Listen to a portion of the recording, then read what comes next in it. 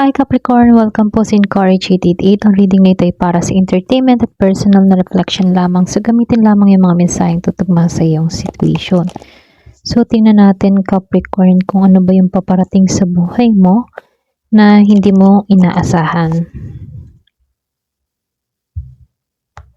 Give me the message for Capricorn. So meron kang Lorelei, A Long Way Home, Oh Sunny Day, Mermaid's Love, then the Rose Garden. Give me the message for Capricorn. Ano yung paparating sa buhay mo na hindi mo inaasahan?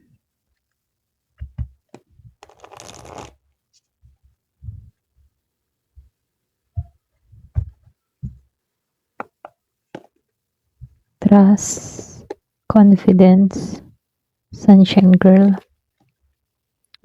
duality, and the growth. Give me the message for Capricorn. Anong paparating sa buhay mo na hindi mo inaasahan?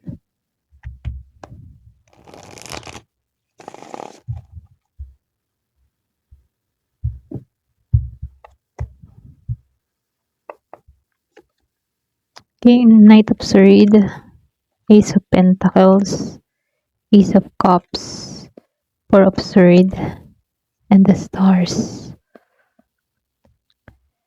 So, dito Capricorn, maganda yung spread mo kasi nagtapos ka dito sa store. Kumbaga, dadalhin ka sa mas magandang direction dito. Merong bagong simula na may kasamang healing din, okay? So, yung basta nyo makakaramdam ka ng emotional fulfillment, okay? So, dito, Lorelei and A Long Way Home.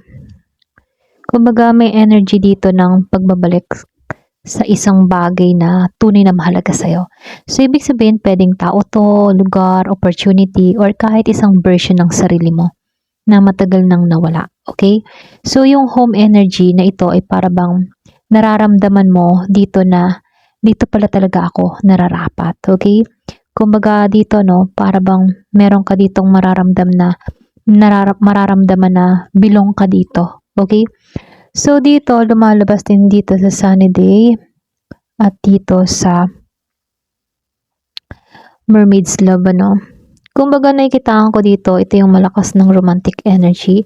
May posibilidad yung iba sa inyo, love offer, attraction, or confession, okay? Meron akong nakikitang emotional connection dito na hindi mo siya inaasahan.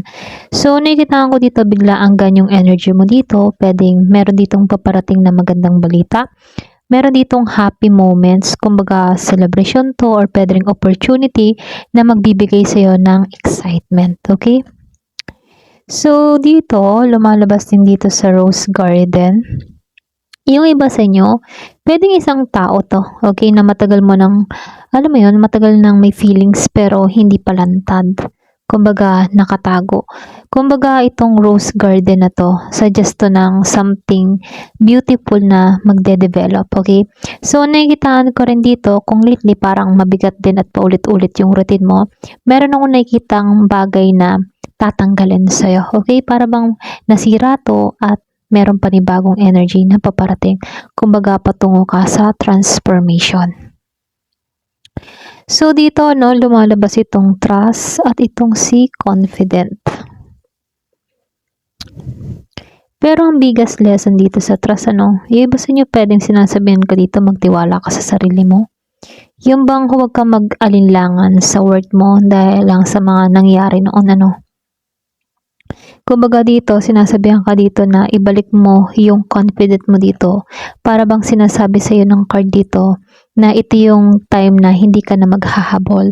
Kumbaga, yung bang tipong hahayaan mo na kung talagang para sa iyo, babalik yun para sa iyo. Okay? Kumbaga dito, nagtatrust ka na lang dito. Okay? So, dito, sa Sunshine Girl, meron din ako nakitang duality, then itong si growth. Kumbaga sa Sunshine Girl, parang ikaw to eh.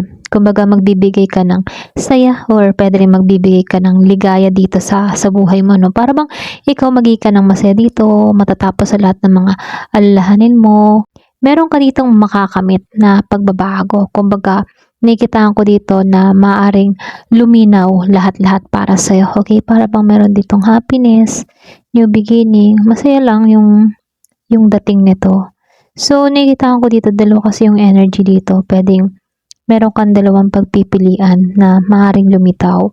Pwedeng past versus new, okay? New opportunity.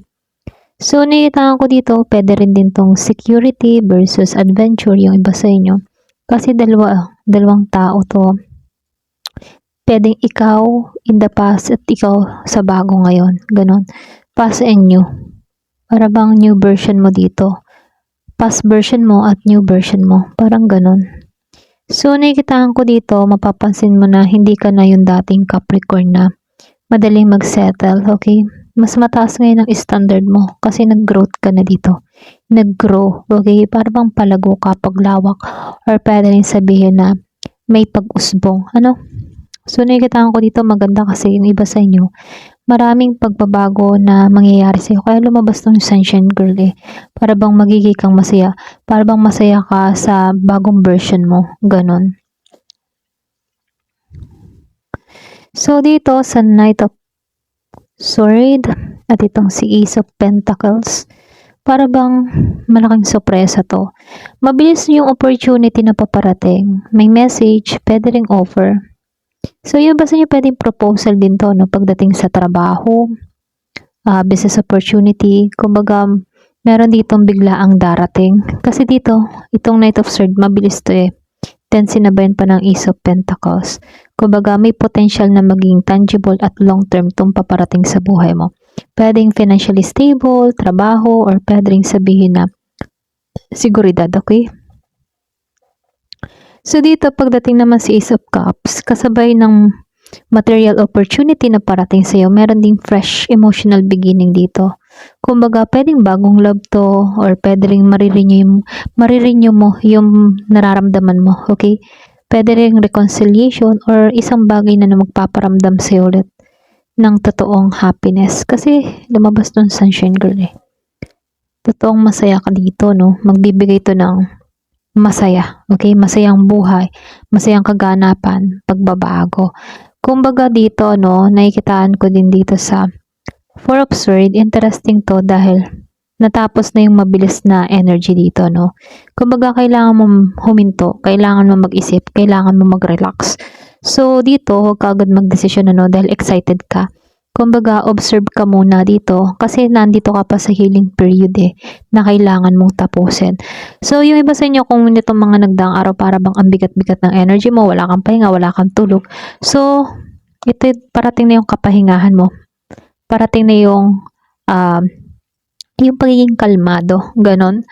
So, nakikitaan ko rin dito, lumabas ang The Star. Napakaganda ng ending mo kasi ito yung card ng hope, healing, wish fulfillment, at renew faith, okay? Kumbaga, itong bagay na paparating ay maaring hindi mo inaasahan dahil sa timing, ano. Pero, kapag dumating kasi ito, maintindihan mong may dahilan kung bakit kailangan mong, alam mo yun, kailangan mong pagdaanan yung mga nauunang pagsubok na to, okay?